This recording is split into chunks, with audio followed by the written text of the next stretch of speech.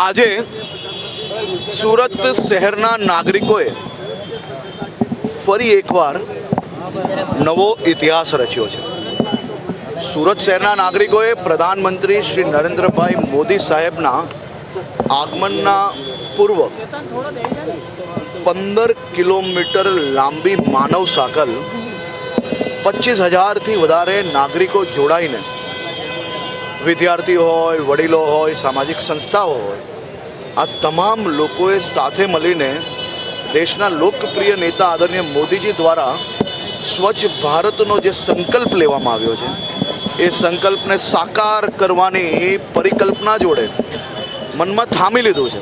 અને આજે 15 કિલોમીટર લાંબુ હજારો લોકોએ મોદીને સ્વચ્છ ભારત, સ્વચ્છ સુરતના નારા જોડે આદરણીય મોદીજીના સ્વાગતની તૈયારીઓ બી, અને સાથે સાથે આ નાના બાળકોમાં સ્વચ્છ ભારતનો જે સંકલ્પ સાકાર કરવાની ઈચ્છા શક્તિ નજરે પડી છે, તે જોઈને હું જરૂરથી કહી શકું છું કે સુરત શહેર જે આજે દેશમાં બીજા ક્રમે છે સ્વચ્છતામાં, એ જરૂરથી આવનારા દિવસોમાં પહેલા ક્રમે પહોંચવા માટે 100% મહેનત સાથે મળીને કરશે।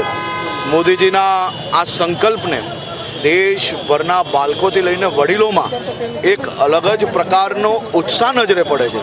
બાળકો વડીલોને કચરો નાખતા રોકતા આપણે સૌ લોકોએ નજરે જોયા છે, અને આ બાળકો જ દેશનું ભવિષ્ય છે।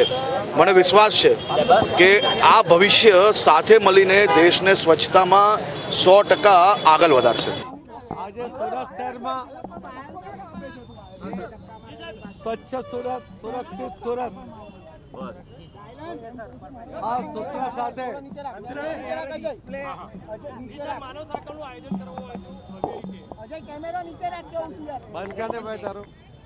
સ્વચ્છ સુરત, સુરક્ષિત સુરતના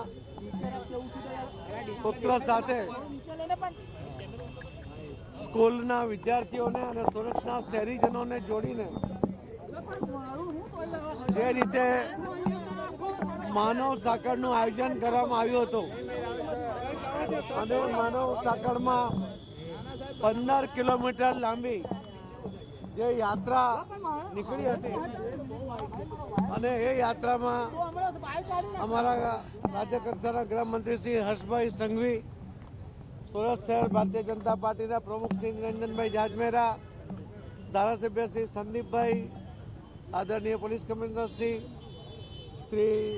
municipal commissioner Shri, collector Shri અને સૌ અધિકારીઓ, કર્મચારીઓ સાથે જોડાઈને જે એક વાતાવરણ નિર્માણ થયું છે, જે રીતે બધાએ સુરતને સ્વચ્છ રાખવાનો અને સુરતને સુરક્ષિત રાખવા માટેનો જે સંકલ્પ કર્યો છે, એ સંકલ્પ આજે ખરેખર ખૂબ જાગૃતિ આ માનવ સાંકળને કારણે આવી છે।